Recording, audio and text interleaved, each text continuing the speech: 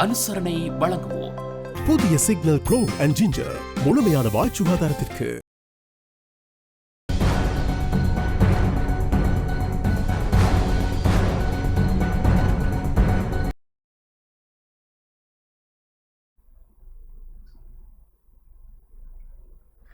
வணக்கம். டான் தமிழொலியின் இரவு நேர பிரதான செய்திகளுடன் இணைந்திருப்பது கோபி கிருஷ்ணா கோஷிகா. முதலில் தலைப்புச் செய்திகள்.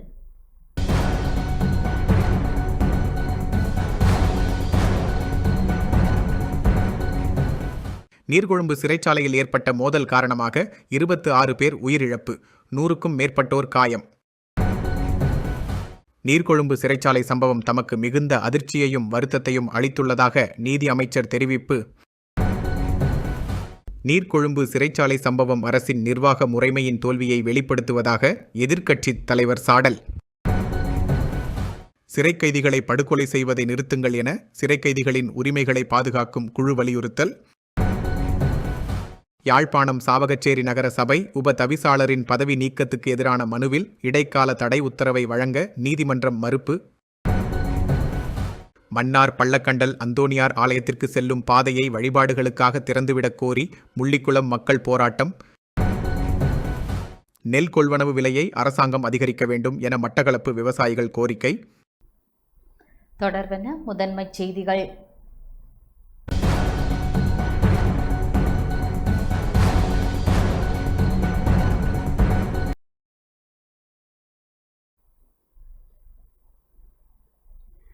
நீர்கொழும்பு சிறைச்சாலையில் ஏற்பட்ட மோதல் காரணமாக 26 பேர் உயிரிழந்துள்ளனர்.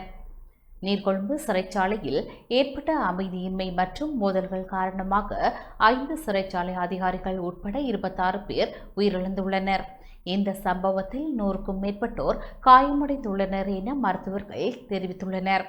நேற்று மதியம் நீர்கொழும்பு சிறைச்சாலையில் கைதிகளுக்கு இடையே ஏற்பட்ட மோதல் இன்று மீண்டும் தீவிரமடைந்ததை அடுத்து அங்கு மிகவும் பதற்றமான சூழ்நிலை நிலவுகின்றது. இதன்படி இந்த வன்முறை சம்பவங்களில் உயிரிழந்தோரின் மொத்த எண்ணிக்கை 26ஆக உயர்ந்துள்ளது. நேற்று மதியம் 1 மணி அளவில் விளக்கமறியல் கைதிகள் குழுவுக்கும் தண்டனை விதிக்கப்பட்ட கைதிகள் குழுவுக்கும் இடையே ஏற்பட்ட முறுகல் நிலையே இந்த வன்முறைக்கான முதற் காரணமாக அமைந்தது. நேற்றைய மோதலில் 38 பேர் காயமடைந்திருந்த நிலையில் இன்று காலை மீண்டும் மோதல் ஏற்பட்டதனால் மேலும் பலர் காயமடைந்த நிலையில் நீர்கொழும்பு வைத்தியசாலையில் அனுமதிக்கப்பட்டுள்ளனர். நேற்று மாலை அதிகாரிகளினால் நிலைமை ஓரளவுக்கு கட்டுப்பாட்டுக்குள் கொண்டுவரப்பட்ட போதும் சிறைச்சாலையின் நிலைமை இன்று மீண்டும் சீர்குலைந்தது. அதனால் நிலைமையை உடனடியாக கட்டுப்பாட்டுக்குள் கொண்டு வருவதற்காக சிறைச்சாலை வளாகத்தில் போலீசார் துப்பாக்கி பிரயோகங்களை மேற்கொண்டனர். இவ்வாறு சிறைச்சாலை வளாகத்தில் பாதுகாப்பு பலப்படுத்தப்பட்டுள்ளதுடன் மேலதிக படையினர் அழைக்கப்பட்டு வன்முறையை கட்டுப்படுத்தும் நடவடிக்கை மேற்கொள்ளப்பட்டது. அத்துடன் சிறைச்சாலையில் நிலவும் பதற்றத்தை தணிக்கும் முயற்சிக்காக அங்குள்ள கைதிகளை ஏனைய சிறைச்சாலைகளுக்கு மாற்றும் நடவடிக்கைகள் மேற்கொள்ளப்பட்டு வருகின்றன.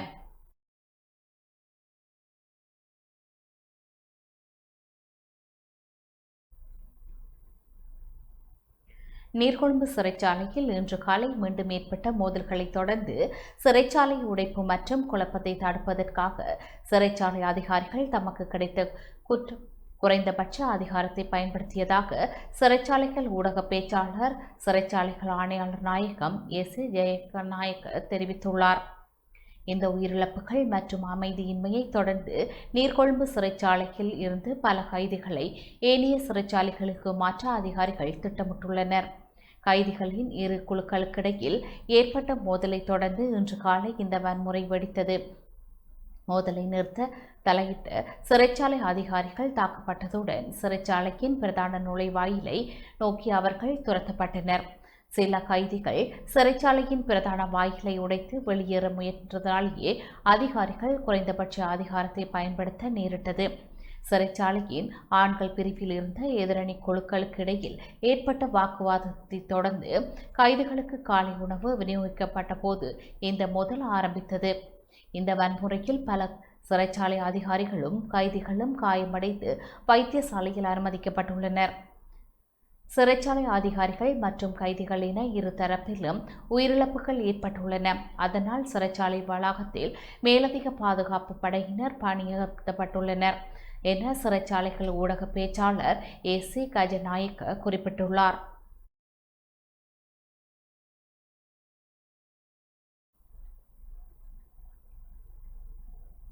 இதேவேளை நீர்கொழும்பு சிறைச்சாலையில் கைதிகளுக்கிடையில் ஏற்பட்ட கொடூரமான மோதல் சம்பவம் தமக்கு மிகுந்த அதிர்ச்சியையும் ஆழமான வருத்தத்தையும் அளித்துள்ளதாக நீதி அமைச்சர் ஹர்ஷன நாணயக்கார தெரிவித்துள்ளார்.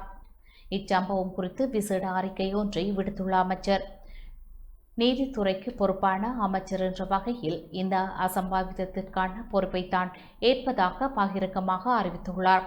சிறைச்சாலையின் தற்போதைய நிலைமை பாதுகாப்பு அதிகாரிகளால் முழுமையாக கட்டுப்பாட்டுக்குள் கொண்டுவரப்பட்டுள்ள போதிலும் அங்கு ஏற்பட்ட மனித உயிரிழப்புகளை எந்த வகையிலும் நியாயப்படுத்த முடியாது என அவர் சுட்டிக்காட்டியுள்ளார். இந்த துரதிருஷ்டமான மனித உயிரிழப்புகளால் தான் மிகுந்த வருத்தம் அடைந்துள்ளதாக குறிப்பிட்டுள்ள அமைச்சர், இச்சம்பவத்தில் உயிரிழந்தவர்களின் குடும்பங்களுக்கு தனது ஆழ்ந்த இரங்கலையும் தெரிவித்துக் கொண்டுள்ளார். இக்கோர சம்பவம் தொடர்பாக அதிகாரிகள் மட்டத்தில் முழுமையான விசாரணைகளை முன்னெடுக்குமாறு உத்தரவிடப்பட்டுள்ளதாக தெரிவித்துள்ள நீதி அமைச்சர், இவ்வாறானதொரு விபரீதம் இனியும் காலங்களில் மீண்டும் நிகழாமல் இருப்பதை உறுதி செய்வதற்கான உரிய நடவடிக்கைகள் எடுக்கப்படும் என்றும் உறுதியளித்துள்ளார். மேலும் இந்த விவகாரத்தில் எந்த ஒரு தனிநபர் மீதும் பழி சுமத்துவதை விட உண்மைகளை கண்டறிவதிலும் இதுபோன்ற சம்பவங்கள் மறுபடியும் நிகழாமல் தடுப்பதுமே தனது முழுமையான கவனம் உள்ளதாகவும் அமைச்சர் ஹர்ஷன நாணயக்கார தனது அறிக்கையில் மேலும் வலியுறுத்தியுள்ளார்.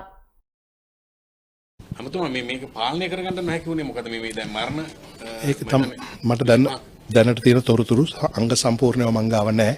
මං දැන් ගියාම තමයි හම්බ වෙන්නේ.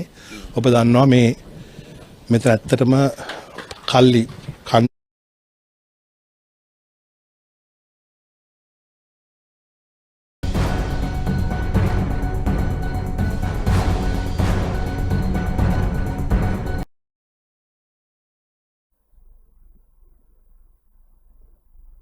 நீர்கொழும்பு சிறைச்சாலை சம்பவம் அரசின் நிர்வாக முறைமையின் தோல்வியை வெளிப்படுத்துவதாக எதிர்க்கட்சித் தலைவர் சஜித் பிரேமதாச தெரிவித்துள்ளார்.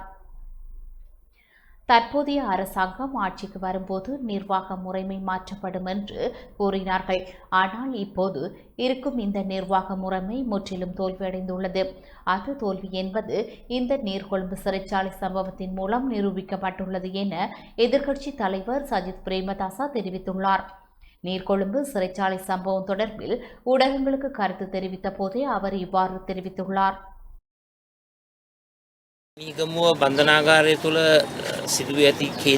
நீர்கொழும்பு சிறைச்சாலையில் ஏற்பட்டுள்ள இந்த மோசமான சூழ்நிலை, அதாவது மனித கொலைகள் மற்றும் உயிர் பலிகள் ஏற்படுவது போன்ற இந்த நெருக்கடியான நிலை உருவாவதற்கு முக்கிய காரணம் சிறைச்சாலை நிர்வாகத்தின் வீழ்ச்சி மற்றும் திறமையின்மையாகும். குறிப்பாக எங்களுக்கு நினைவிருக்கிறது, அன்று அனுரகுமார திசாநாயக்க அவர்கள் எதிர்க்கட்சி நாடாளுமன்ற உறுப்பினராக இருந்தபோது மிக தெளிவாக குறிப்பிட்டிருந்தார், ஒரு சிறைச்சாலைக்குள் உயிர் பலிகள் ஏற்பட்டால் அது அரசாங்கமே பொறுப்பேற்க வேண்டும் என்று. இந்த சந்தர்ப்பத்திலும் தற்போது பல உயிர்கள் பலியாகி இருப்பதாக நாம் அறிய முடிகிறது. எனவே தெளிவாக தற்போதைய அரசாங்கம் இந்த சூழ்நிலைக்கு பொறுப்பேற்க வேண்டும். முக்கியமாக அவர்கள் ஆட்சிக்கு வந்தபோது நிர்வாக முறைமை மாற்றப்படும் என்று கூறினார்கள். ஆனால் இப்போது இருக்கும் இந்த நிர்வாக முறைமை முற்றிலும் தோல்வி அடைந்துள்ளது. அது தோல்வி என்பது இந்த நீர்கொழும்பு சிறைச்சாலை சம்பவத்தின் மூலம் நிரூபிக்கப்பட்டுள்ளது.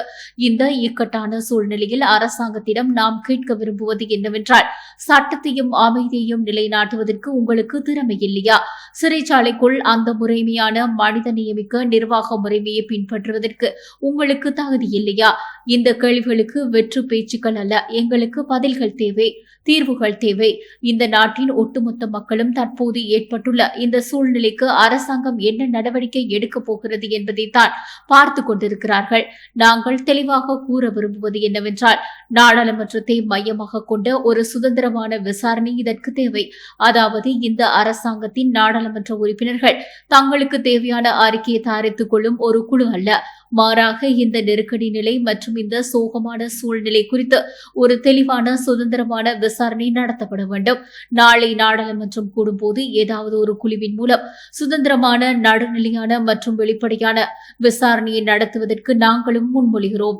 ජනතාවගේ ප්‍රශ්න සැබෑ ලෙස හඳුනාගෙන විසඳුම් සැපයීම රජයේ වගකීමයි, රජයේ යුතුකමයි. ඔක්කොටම ඉස්සෙල්ලා නිහතමානී වෙන්න. சிறை கைதிகளை படுகொலை செய்வதை நிறுத்துங்கள் என சிறை கைதிகளின் உரிமைகளை பாதுகாக்கும் குழுவின் தலைவர் சுதேஷ் நந்திமால் சில்வா தெரிவித்துள்ளார். 40,000க்கும் மேற்பட்ட கைதிகளை சிறைக்குள் கட்டுப்படுத்துவதற்கு மிக குறைந்த எண்ணிக்கையிலான ஊழியர்களே இருக்கின்றார்கள் என சிறை கைதிகளின் உரிமைகளை பாதுகாக்கும் குழுவின் தலைவர் சுதேஷ் நந்திமால் சில்வா தெரிவித்துள்ளார். சிறை கைதிகளின் உரிமைகளை பாதுகாப்பதற்கான குழுவின் ஊடகவியலாளர் சந்திப்பில் கலந்து கொண்டு கருத்து தெரிவித்த போதே அவர் இவ்வாறு தெரிவித்துள்ளார். අවශ්‍ය නිලධාරී ප්‍රමාණය 4න් 1ක් වගේ ප්‍රමාණයක් තමයි. பாதுகாப்பு பணியாளர்கள் குறைவாகவே உள்ளனர். தேவையான எண்ணிக்கையில் 4 ஒரு பகுதியினரே உள்ளனர்.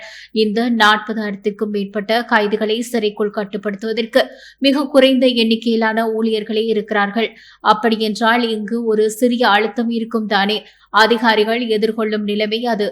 இன்று அந்த அழுத்தத்தின் காரணமாகத்தான் சிறை அதிகாரிகளின் சிலரின் உயிர்களும் பலியாகியிருப்பதாக எங்களுக்கு தெரிய வந்துள்ளது. அப்படியென்றால் இந்த நாட்டின் மக்கள், இளைஞர்கள் எவ்வாறு இறக்கிறார்கள்? இதற்கு அரசாங்கம் பொறுப்பேற்காதா? எனவே உடனடியாக இதற்கு ஒரு தீர்வை வழங்குமாறு கேட்டுக்கொள்கிறோம். இது தொடர்பாக எதிர்காலத்தில் போராட்டங்களை முன்னெடுப்பதற்கு நாங்கள் தயாராகி வருகிறோம். நாளைக்குள் அரசாங்கம் இதற்கு ஒரு தீர்வை வழங்காவிட்டால் நாளை நாங்கள் அவர்களின் உறவினர்களையும் சிறையில் உள்ள கைதிகளின் உறவினர்களையும் அழைத்துக் கொண்டு நாளை வீதியில் இறங்கி போராடுவோம். நாங்கள் வீதியில் இறங்கி எங்களது எதிர்ப்பை வெளிப்படுத்துவோம். துப்பாக்கி சூடு நடத்தினாலும் நாங்கள் எங்களது எதிர்ப்பை தெரிவிப்போம். இந்த அரசாங்கம் இந்த அடக்குமுறையை ஆரம்பிக்க போகிறதா? அரசாங்கம் கொண்டுவரப் போகும் அடக்குமுறையின் ஆரம்பமா இது? அது சிறைக்குள் இருந்து தொடங்க போகிறதா? அதே போன்று எங்களுக்கு மற்றொரு சந்தேகமும் உள்ளது. அரசாங்கத்தின் கவனத்திற்காக நாங்கள் கூற விரும்புகிறோம். இதற்குள் ஏதேனும் சதித்திட்டம் உள்ளதா என்று ஆராய வேண்டும். இதற்குள் ஏதேனும் அரசியல் சதி உள்ளதா என்றும் அரசாங்கம் சிந்திக்க வேண்டும். எனவே தயவு செய்து நாங்கள் அமைச்சரிடம் கேட்டுக்கொள்கிறோம். இனியாவது வானத்தில் இருந்து கொண்டு முடிவுகளை எடுக்காமல் தரைக்கு இறங்கி வாருங்கள். தரைக்கு இறங்கி வந்து உண்மையான நிலவரத்தை புரிந்து முடிவுகளை எடுங்கள். தரையை அடையாளம் காணுங்கள். இதற்குள் இருக்கும் பிரச்சனைகளை புரிந்து கொண்டு முடிவெடுங்கள். உங்களுக்கு தோன்றியவாறு முடிவுகளை எடுக்க வேண்டாம். මේ තත්ත්වයෙන් මිදිලා මේ රැඳවියන්ගේ අයිතිවාසිකම් වෙනුවෙන් පෙනී සිටින්න කියන එක තමයි අපි ඉල්ලා සිටින්නේ.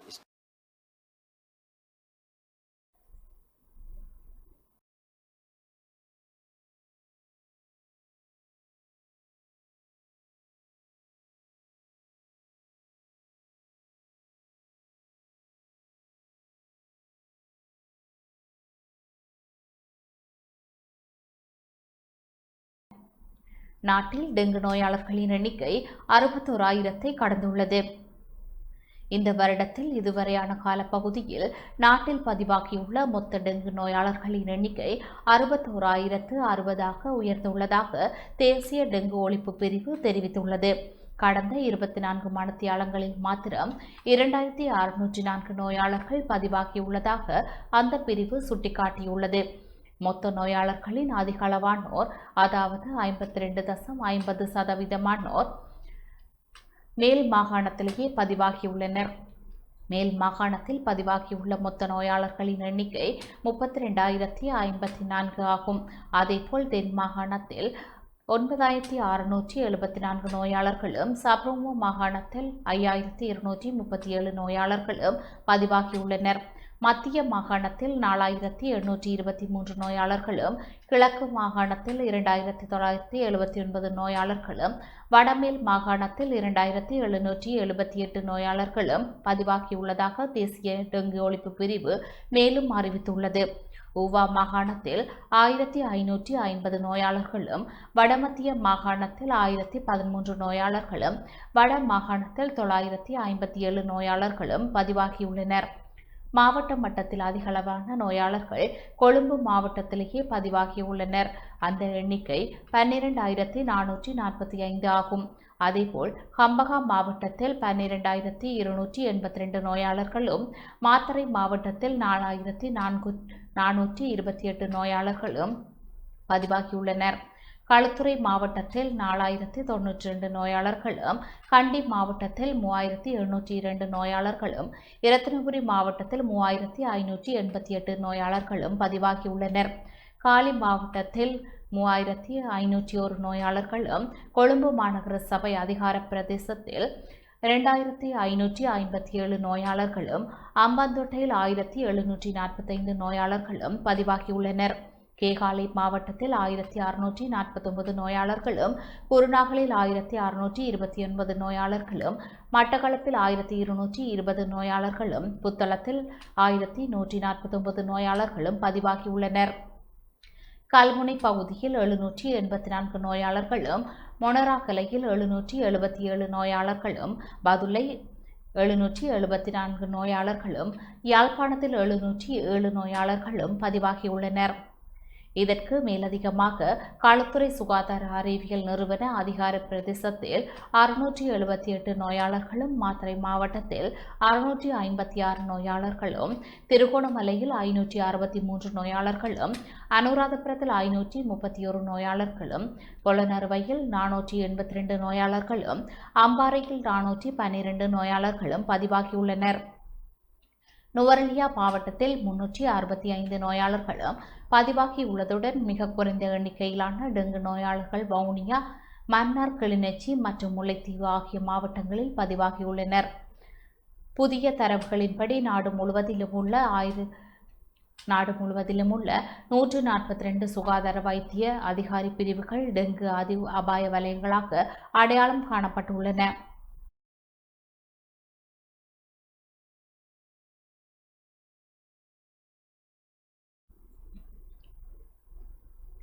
யாழ்ப்பாணம் சாவகச்சேரி நகர சபை உப தவிசாளரின் பதவி நீக்கத்துக்கு எதிரான மனுவில் இடைக்கால தடை உத்தரவை வழங்க நீதிமன்றம் மறுத்துள்ளது. யாழ்ப்பாணம் சாவகச்சேரி நகர சபை உப தவிசாளரின் பதவி நீக்கத்துக்கு எதிராக தாக்கல் செய்யப்பட்ட மனுவில் இடைக்கால தடை உத்தரவை வழங்க யாழ்ப்பாணம் மேல் நீதிமன்றம் மறுத்துள்ளது. சாவகச்சேரி நகர சபை உப தவிசாளர் ஆளுநர் நியமித்த தனிநபர் விசாரணை குழுவின் பரிந்துரையின் அடிப்படையில் பதவி நீக்கிய தீர்மானத்தை ரத்து செய்ய கோரியும், அந்த தீர்மானத்தின் அமலுக்கு இடைக்கால தடை விதிக்க கோரியும் தாக்கல் செய்யப்பட்ட மனு இன்று யாழ்ப்பாணம் மேல் நீதிமன்றத்தில் விசாரணைக்கு எடுத்துக் கொள்ளப்பட்டது. குறித்த மனு கலாநிதி குமாரவேல் வடிவேல் குருபரன் அவர்களால் தாக்கல் செய்யப்பட்டிருந்தது. மனுதாரர் சார்பில் முன்வைக்கப்பட்ட விரிவான வாதங்களை மேல் நீதிமன்ற நீதிபதி சதீஸ்தரன் பரிசீலித்ததை அடுத்து எதிர் மனுதாரர்களுக்கு நோட்டீஸ் அனுப்ப இணக்கம் தெரிவித்துள்ளார். எனினும் மனுவில் கோரப்பட்டிருந்த இடைக்கால தடை உத்தரவை வழங்க நீதிமன்றம் மறுத்து உத்தரவிட்டுள்ளது. இந்த தீர்ப்பின் காரணமாக சாவகச்சேரி நகர சபையின் புதிய உப தவிசாளரை நியமிப்பதற்கு சட்ட ரீதியான எந்த தடையும் இல்லை என தெரிவிக்கப்படுகின்றது. இதேவேளை இதேபோன்ற வழக்கொன்றில் வவுனியா மாநகர முன்னாள் மேயருக்கு எதிராக பதவி நீக்க தீர்மானத்துக்கு எதிராக தாக்கல் செய்யப்பட்ட மனுவில் கடந்த வாரம் இடைக்கால தடை உத்தரவு வழங்கப்பட்டிருந்தமையும் குறிப்பிடத்தக்கது. சாவகச்சேரி நகர சபை உப தவிசாளர் பதவி நீக்க வழக்கின் அடுத்த கட்ட விசாரணைகள் எதிர்மறைதாரர்களின் பதில்களுடன் தொடர்புள்ளதாக நீதிமன்ற வட்டாரங்கள் தெரிவித்துள்ளன.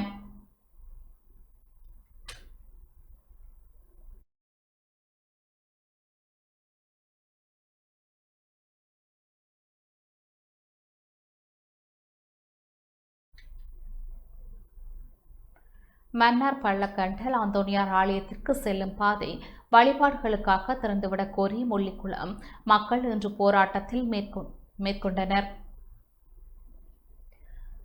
மன்னார் முள்ளிக்குளம் கிராமத்திலிருந்து முறிச்சுக்கட்டி குளம் ஊடாக பள்ளக்கண்டல் அந்தோனியார் ஆலயத்திற்கு செல்லும் பாதையை வழிபாடுகளுக்காக திறந்துவிடக் கோரி முள்ளிக்குளம் மக்கள் இன்று முள்ளிக்குளம் பிரதான பாதையில் கவனஈர்ப்பு போராட்டத்தை மேற்கொண்டனர். பள்ளக்கண்டல் புனித அந்தோனியார் ஆலய கொடியேற்றம் ஜூலை மாதம் 8ஆம் திகதி இடம்பெற்று தொடர்ந்து நவநாள் வழிபாடுகள் முன்னெடுக்கப்பட்டு ஜூலை மாதம் 12ஆம் திகதி திருவிழா திருப்பலி ஒப்புக் கொடுக்கப்படுவது வழமையானதாகும்.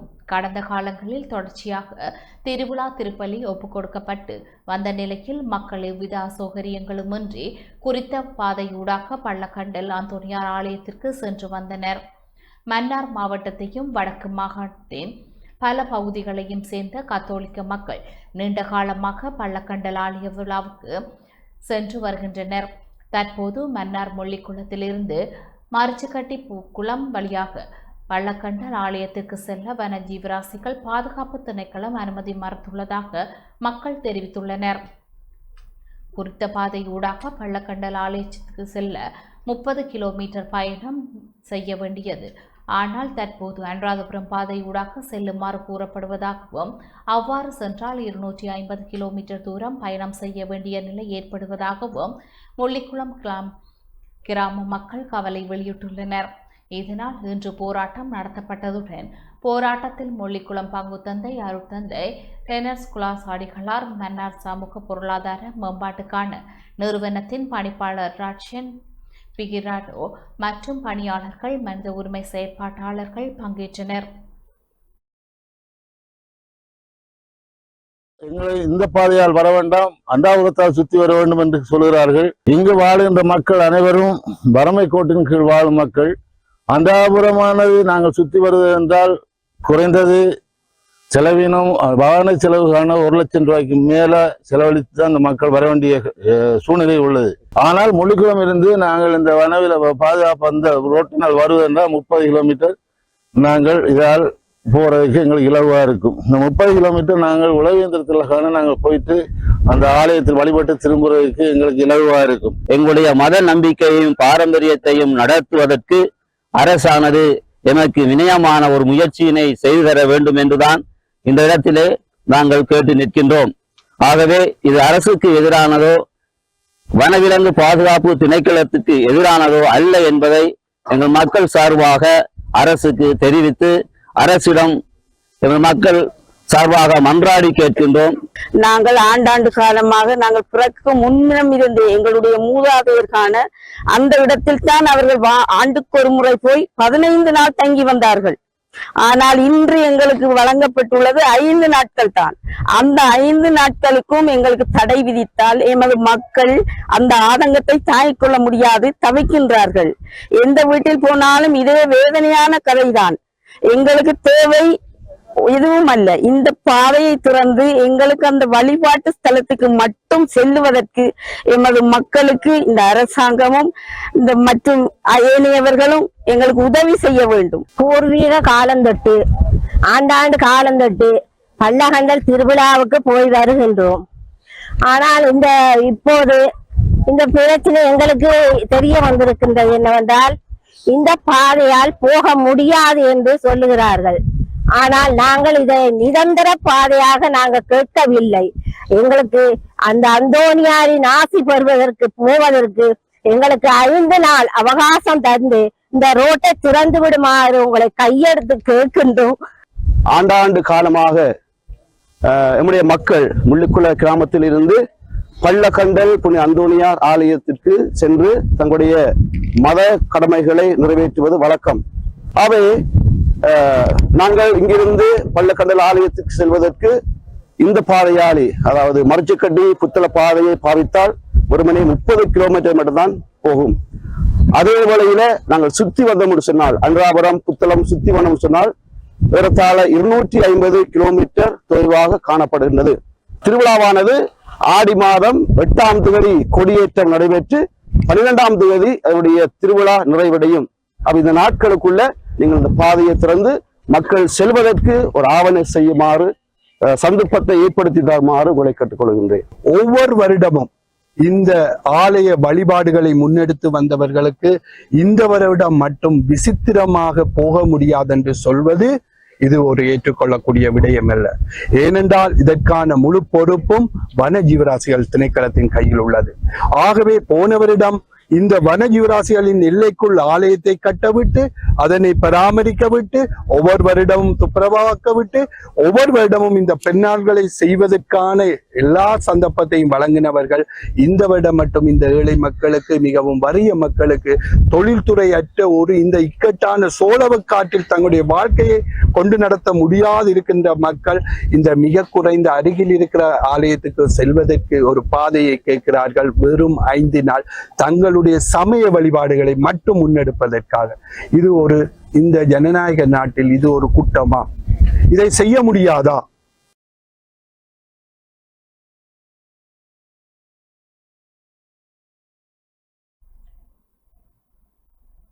இதேவேளை மன்னார் பிரதேசத்திலிருந்து மரச்சுக்கட்டி பூக்குளம் ஊடாக பள்ளக்கண்டல் ஆலயத்துக்கு செல்லும் பாதையை வழிபாடுகளுக்காக திறந்த அரசாங்கம் நடவடிக்கை எடுக்க வேண்டும் என அகில இலங்கை மக்கள் காங்கிரசின் தலைவரும் நாடாளுமன்ற உறுப்பினருமான ரிஷாட் பதியுன் போக்குவரத்து மற்றும் நெடுஞ்சாலைகள் மற்றும் நகர அபிவிருத்தி அமைச்சர் விமல் ரத்நாயக்கவிடம் கோரிக்கை விடுத்துள்ளார். இது தொடர்பில் கடிதம் ஒன்றை அமைச்சருக்கு அனுப்பியுள்ளார். மன்னார் மாவட்டத்தையும் வடக்கு மாகாணத்தின் பல பகுதிகளையும் சேர்ந்த தமிழ் பேசும் கத்தோலிக்க மக்கள் நீண்ட காலமாக பள்ளக்கண்டல் ஆலயத்தின் மத நிகழ்வுகள் மற்றும் திருவிழாக்களில் பங்கேற்று வருகின்றனர். எனினும் தற்போது மன்னார் பூக்குளம் வழியாக பள்ளக்கண்டல் ஆலயத்தை சென்றடையும் முக்கிய பாதை பொதுமக்களின் பயன்பாட்டிற்கு இல்லாத நிலை ஏற்பட்டுள்ளதுடன் இதனால் பக்தர்கள் பெரும் சிரமங்களை எதிர்கொள்கின்றனர். குறிப்பாக கொண்டச்சி முள்ளிக்குளம் உள்ளிட்ட ஆலயத்தை அண்மித்த பல கிராமங்களைச் சேர்ந்த மக்கள் தங்களது மத கடமைகள் மற்றும் ஆன்மீக நிகழ்வுகளில் பங்கேற்பதற்கு இந்த பாதை மிக முக்கியமானதாக விளங்குகின்றது. இப்பாதை மூடப்பட்டுள்ளதால் வயோதிபர்கள், பெண்கள் மற்றும் தொலைதூர கிராமங்களைச் சேர்ந்த பக்தர்கள் நீண்ட தூரம் பயணிக்க வேண்டிய கட்டாய நிலை உருவாகியுள்ளது. இந்த விடயம் தொடர்பில் மக்களின் பிரதிநிதி என்ற வகையில் பல்வேறு தரப்பினரிடம் இருந்து முறைப்பாடுகள் மற்றும் கோரிக்கைகள் கிடைத்துள்ளன. அவற்றை கருத்தில் கொண்டு பக்தர்களின் நலன் மற்றும் மத உரிமைகளை உறுதிப்படுத்தும் வகையில் பாதையை மீளத்திறக்க தேவையான நடவடிக்கைகளை எடுக்குமாறு அமைச்சர் விமல் ரத்நாயக்கவிடம் கோருகின்றோம். பல தசாப்தங்களாக மத நல்லிணக்கத்தின் அடையாளமாக விளங்கி வரும் பள்ளக்கண்டல் ஆலயத்தை நோக்கி செல்லும் இந்த பாதை மீண்டும் திறக்கப்படுவது அப்பகுதி மக்களின் மத சுதந்திரத்தையும் சமூக ஒற்றுமையையும் வலுப்படுத்தும் நடவடிக்கையாக அமையும். பக்தர்களின் போக்குவரத்து வசதியை உறுதிப்படுத்துவதோடு பிராந்திய மக்களின் மத மற்றும் சமூக நடவடிக்கைகளுக்கு தடையில்லா அணுகலை வழங்கும் வகையில் சம்பந்தப்பட்ட அதிகாரிகள் உடனடி கவனம் செலுத்த வேண்டும் என நாடாளுமன்ற உறுப்பினர் ரிஷாத் பதியுன் குறிப்பிட்டுள்ளார்.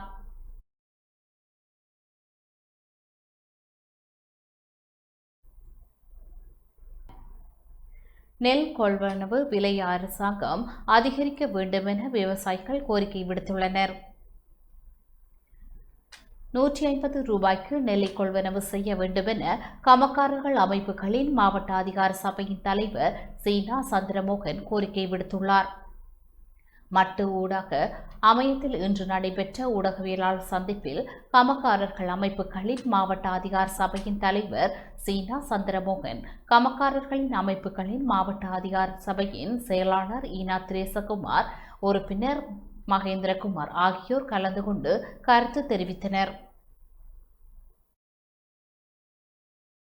எமது மாவட்டத்தில் 1 கிலோ நெல்லினை உற்பத்தி செய்வதற்கான உற்பத்தி செலவு 135 ரூபாயாக உள்ளது. எங்களுக்கு 150 ரூபாயாவது தர வேண்டும் என ஜனாதிபதிக்கும் நாங்கள் எழுத்து மூலம் சகல விவரங்களுடனும் அறிவித்தும் அதற்கும் பதிலளிக்கப்படவில்லை. அதற்கு பிறகு நேற்றைக்கு முதல் நாள் கௌரவ விவசாய பிரதி அமைச்சர் ஊடகவியலாளர் சந்திப்பின் போது மட்டக்களப்பு விவசாய சங்கம் 120 ரூபாய்க்கு வாங்கினால் போதும் என்று குறிப்பிட்டதாக அவர் பேசியதை நாங்கள் அவதானித்தோம். எந்த ஒரு இடத்திலும் நாங்கள் 120 ரூபாய் எங்களிடம் நெல்லை வாங்குங்கள் என்று நாங்கள் குறிப்பிடவில்லை. 10ஆம் தேதியிலிருந்து பூரணமான அறுவடை ஆரம்பிப்பதற்கு எங்களுடைய விவசாயிகள் தயாராக இருக்கின்றார்கள். ஆனால் இற்றவரையும் எந்த விதமான இந்த படிமார்க்கெட்டிங் உரிய கவடா வீடுகளும் திறக்கப்படவில்லை. ஆகவே தயவு செய்து அந்த கவடா வீடுகளை திறந்து எங்களுக்கு உரிய நியாயமான விலையை தந்து இந்த அரசாங்கத்தாலே நிர்வகிக்கக்கூடிய எங்களுடைய டாக்டர் கொவ்வே கடுவை ஆராய்ச்சி மையத்தாலேயே 137 ரூபாய்ங்கின்ற ஒரு விலை உற்பத்தி செலவு நடக்கின்றது என்பதை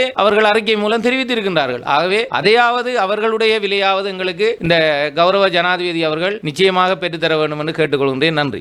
விவசாய அமைச்சின் மற்றும் பிரதி அமைச்சரிடம் சில தவறான தொகை, அதாவது எண்ணிக்கை 120 ரூபாய்க்கு மட்டக்களப்பு விவசாயிகள் எடுக்க போகிறார் என்ற ஒரு விஷயத்தை சொல்லியிருக்கிறார்கள். இது ஒரு பிழையான ஒரு அரசியல் நோக்கம் கொண்டு போய் விவசாயிகளை மாட்டி விடுற ஒரு பிரச்சனையாக கொண்டு போக வேண்டாம் என்று கௌரவ ஜனாதிபதி அவர்களை நான் மிகவும் தாழ்மையுடன் கேட்டுக்கொள்கிறேன்.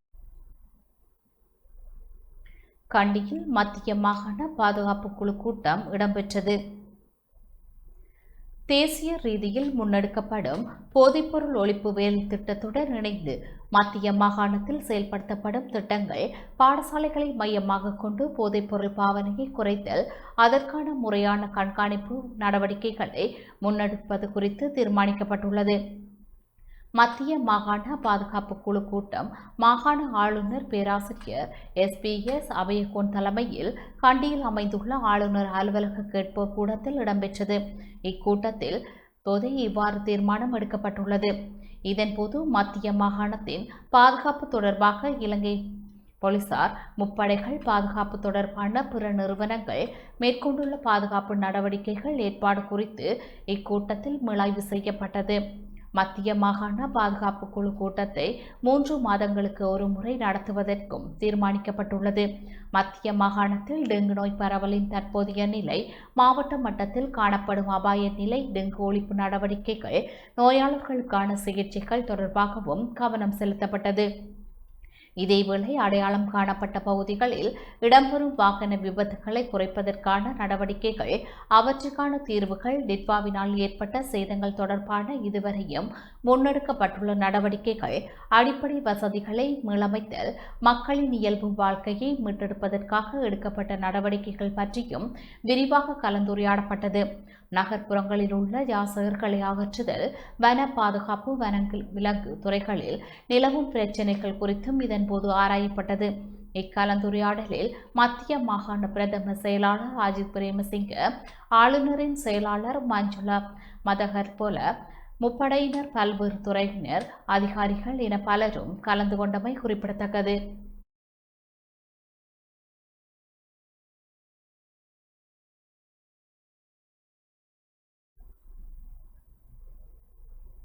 நுவரெலியா சாமிமலை மீட்டியாக்கோட்டை பகுதியில் மின்சாரம் தாக்கி குடும்பத்தர் ஒருவர் உயிரிழந்துள்ளார். மஸ்கலியா போலீஸ் பிரிவுக்குட்பட்ட சாமிமலை மீட்டியாக்கோட்டை பகுதியில் உள்ள விவசாய நிலத்தில் வேலை செய்து கொண்டிருந்த குடும்பஸ்தர் ஒருவர் மின்சாரம் தாக்கி உயிரிழந்த சம்பவம் ஒன்று இன்று இடம்பெற்றுள்ளது. சாமிமலை பெயர்லோன் தோட்ட சின்ன சூரிய கந்த பிரிவில் 62 வயதுடைய 2 குழந்தைகளின் தந்தையான அவர் இன்று காலை 9:30 மணிக்கு பணிக்கு அதே பகுதியில் உள்ள மீடியாக்கோட்டை பகுதியில் உள்ள விவசாய நிலத்திற்கு சென்றுள்ளார். அதன்போது அங்கு மின்சாரம் தாக்கிய நிலையில் மஸ்கலியா மாவட்ட வைத்தியசாலைக்கு கொண்டு வரும் வேளையில் உயிரிழந்துள்ளார். சம்பவம் குறித்து மஸ்கலியா போலீசார் மேலதிக விசாரணைகளை மேற்கொண்டு வருகின்றனர்.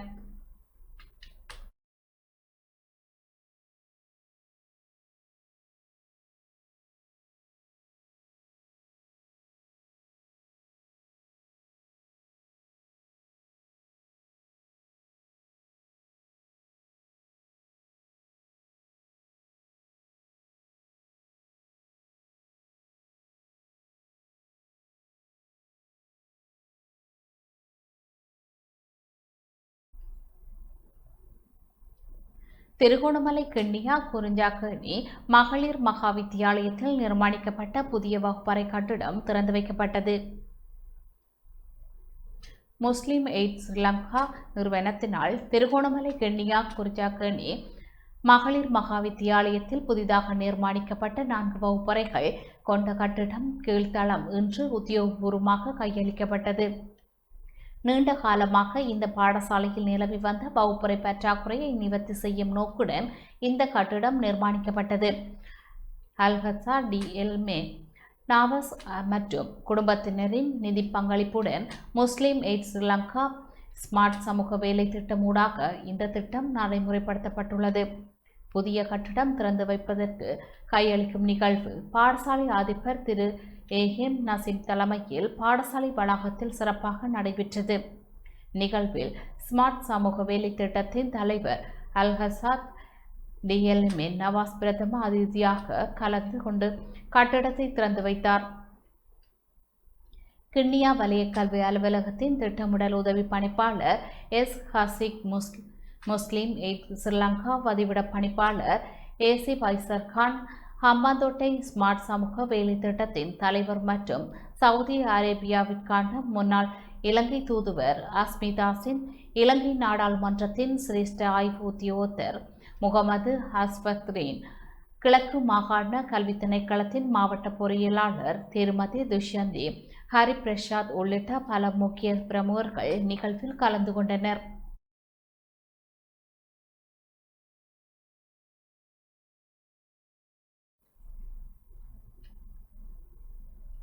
இராணுவ வீரர்கள் பெற்ற பதக்கங்களை இரும்பு துண்டுகள் என கூறுவது வெட்கக்கேடானது என நாடாளுமன்ற உறுப்பினர் நாமல் ராஜபக்ச தெரிவித்துள்ளார். நாட்டுக்காக உயிர் தியாகம் செய்த இராணுவ வீரர்களின் தியாகத்தையும் அவர்கள் பெற்ற கௌரவ பதக்கங்களையும் சிறுமைப்படுத்தும் வகையில் அரசாங்கம் செயற்படுவதாக நாடாளுமன்ற உறுப்பினர் நாமல் ராஜபக்ச குற்றம் சாட்டியுள்ளார். மாத்தறை கொடபல பகுதியில் நேற்று இரவு நடைபெற்ற மக்கள் சந்திப்பில் உரையாற்றிய அவர் மேலும் இதனை தெரிவித்தார். இரும்பு துண்டுகளாக என கூறுவது வெட்கக்கேடான செயல் என தெரிவித்துள்ளார். இராணுவ வீரர்கள் பெற்ற பதக்கங்களின் பின்னணியில் உயிருக்கும் மரணத்திற்கும் இடையிலான போராட்டமும் நாட்டின் பாதுகாப்பிற்கான சிந்தப்பட்ட இரத்தமும் இருப்பதாக அவர் குறிப்பிட்டுள்ளார். இன்று மக்கள் சுதந்திரமாக வாழ்வதற்கு அந்த வீரர்களின் தியாகமே காரணம் என்றும் அவர் சுட்டிக்காட்டினார். தொடர்ந்து உரையாற்றிய நாமல் ராஜபக்ச கடந்த காலத்தில் ஸ்ரீலங்கா பொதுஜன பெரமுன அரசாங்கம் முன்னெடுத்த கொழும்பு துறைமுக நகரம் நிலம் குழுக்குல மற்றும் அதிவேக நெடுஞ்சாலைகள் போன்ற அபிவிருத்தி திட்டங்களை அப்போது விமர்சித்த தற்போதைய ஆட்சியினர் இன்று அதே திட்டங்களை சர்வதேச முதலீட்டாளர்களிடம் பெருமையுடன் காட்சிப்படுத்துவதாக குற்றம் சாட்டினார். விவசாயிகளின் தற்போதைய நிலைமை கவலைக்கிடமாக இருப்பதாகவும் உரத்தின் விலை 15,000 முதல் 20,000 ரூபாய் வரை உயர்ந்துள்ள நிலையில் உரிய நேரத்தில் உர மானியங்கள் வழங்கப்படுவதில்லை என்றும் அவர் தெரிவித்துள்ளார். உள்நாட்டில் நெல் களஞ்சியங்கள் நிரம்பியுள்ள போதிலும் வெளிநாடுகளில் இருந்து அரிசி இறக்குமதி செய்வதன் மூலம் விவசாயிகளின் பொருளாதாரம் பாதிக்கப்படுவதாகவும் அவர் கூறினார். அத்துடன் தற்போதைய அரசாங்கம் மின்சார கட்டணம், எரிபொருள் விலை மற்றும் வரிகள் மூலம் மக்களின் வாழ்க்கை சுமையை அதிகரித்து உள்ளதாகவும் விவசாயிகள், பட்டதாரிகள் மற்றும் மீனவர்கள் உள்ளிட்ட பல தரப்பினரும் அரசாங்கத்தின் நடவடிக்கைகளால் பாதிக்கப்பட்டுள்ளதாகவும் நாமல் ராஜபக்ச குற்றம் சாட்டினார். மேலும் தேர்தல்களில் தோல்வியடையும் அச்சத்தினால் அரசாங்கம் மாகாண சபை உள்ளிட்ட தேர்தல்களை நடத்த தயங்குவதாகவும் அவர் தெரிவித்துள்ளார். இறுதியாக அரசியல் பழிவாங்கல்களிலும் மதகுருமார்கள் அவதிப்படுவதிலும் மக்களின் பிரச்சினைகளுக்கு தீர்வு காண முடியாது என குறிப்பிட்ட நாமல் ராஜபக்ச நாட்டை முன்னேற்றும் பலமிக்க தேசிய சக்தியை உருவாக்க தங்களுடன் இணைந்து செயல்படுமாறு பொதுமக்களுக்கு அழைப்பு விடுத்துள்ளார்.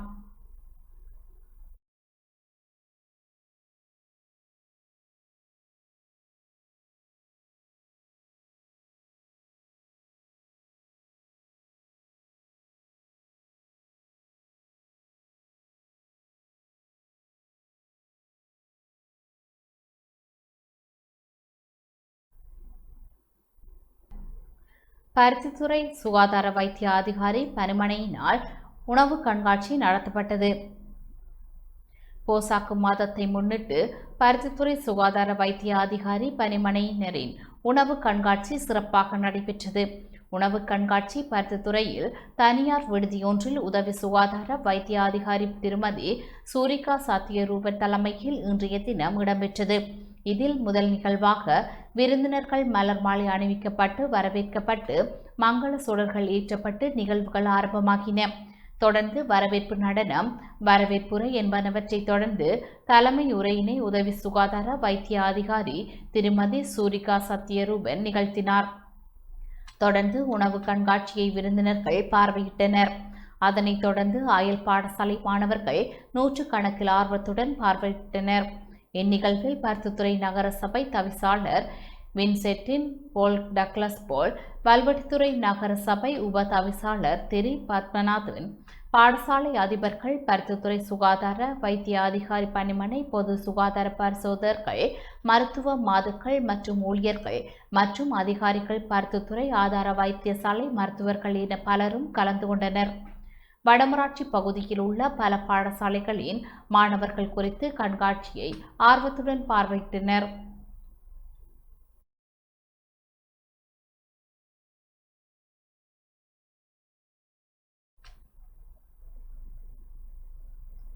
மட்டக்களப்பில் தேசிய காய தடுப்பு வார விழிப்புணர்வு நடைபெற்றது. மட்டக்களப்பு பிராந்திய சுகாதார சேவைகள் பணிப்பாளர் பணிமனையின் ஏற்பாட்டில் 11வது தேசிய காய தடுப்பு வாரத்தை முன்னிட்டு தேசிய விழிப்புணர்வு நிகழ்வு ஒன்று நடத்தப்பட்டுள்ளது. 11வது தேசிய காய தடுப்பு வாரம் ஜூலை 6ஆம் திகதி முதல் ஜூலை 10ஆம் திகதி வரை நாடளாவிய ரீதியில் முன்னெடுக்கப்பட உள்ளது. ஆரோக்கியமான வாழ்க்கை முறையை நோக்கி எனும் கருப்பொருளின் கீழ் விழிப்புணர்வு வார நடவடிக்கைகள் முன்னெடுக்கப்பட்டுள்ளன. விழிப்புணர்வு நிகழ்வானது மட்டக்களப்பு மாவட்ட பிராந்திய சுகாதார பணிப்பாளர் ஆர் முரளீஸ்வரன் தலைமையில் மாவட்ட தொற்றா நோய் தடுப்பு அதிகாரி எம் ருதேசனின் ஏற்பாட்டில் பிராந்திய சுகாதார பணிமனையின் ஆரம்பிக்கப்பட்டது. விழிப்புணர்வு திட்டமானது சமூக விபத்துக்கள் மற்றும் எதிர்பாராத காயங்களில் இருந்து தங்களை பாதுகாத்துக் கொள்ள பெரும் உதவியாக இருக்கும் என எதிர்பார்க்கப்படுகின்றது.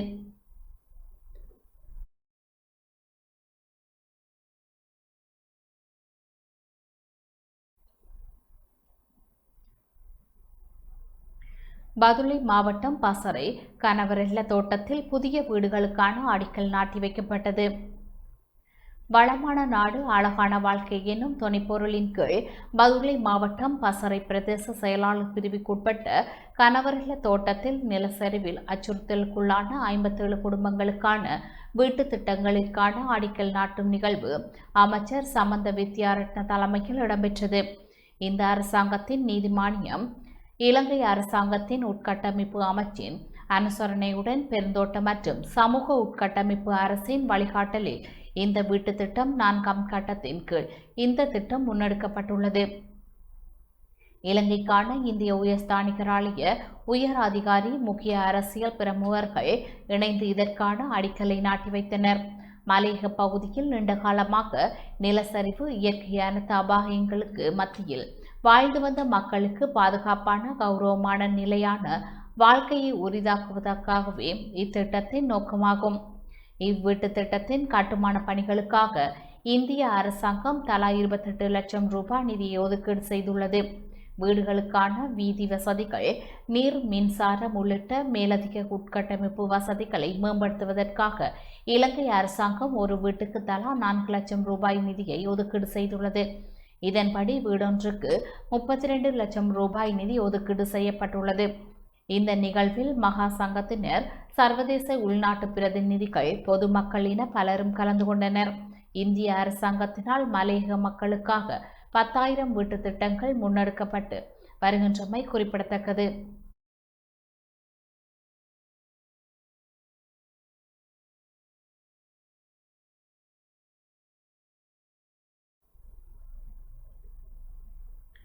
கண்டி ஹந்தாண்டை CWW கனகரா கல்லூரியில் நிர்மாணிக்கப்பட்ட புதிய குடிநீர் திட்டம் கையளிக்கப்பட்டது.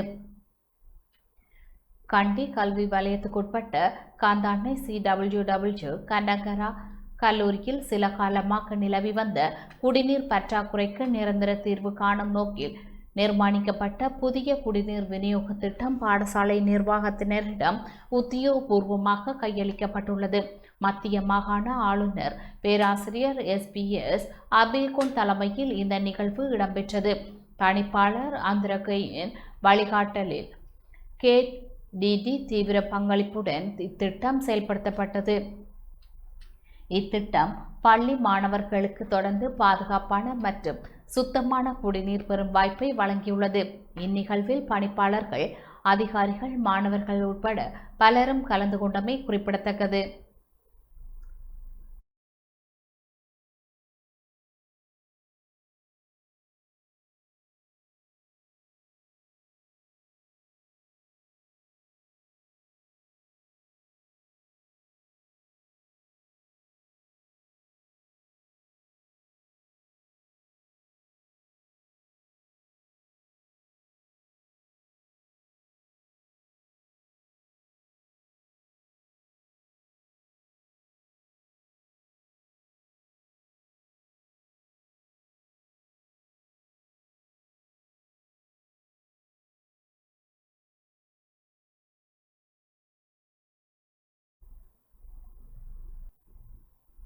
இத்துடன் டான் தமிழொலியின் இரவு நேர பிரதான செய்திகள் நிறைவடைந்தன.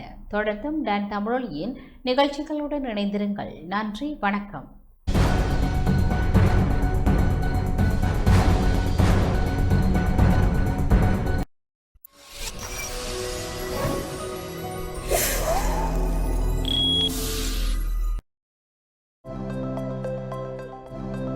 அனுசரணை வழங்கியோர். புதிய சிக்னல் ப்ரோ அண்ட் ஜிஞ்சர் முழுமையான வாய் சுகாதாரத்திற்கு.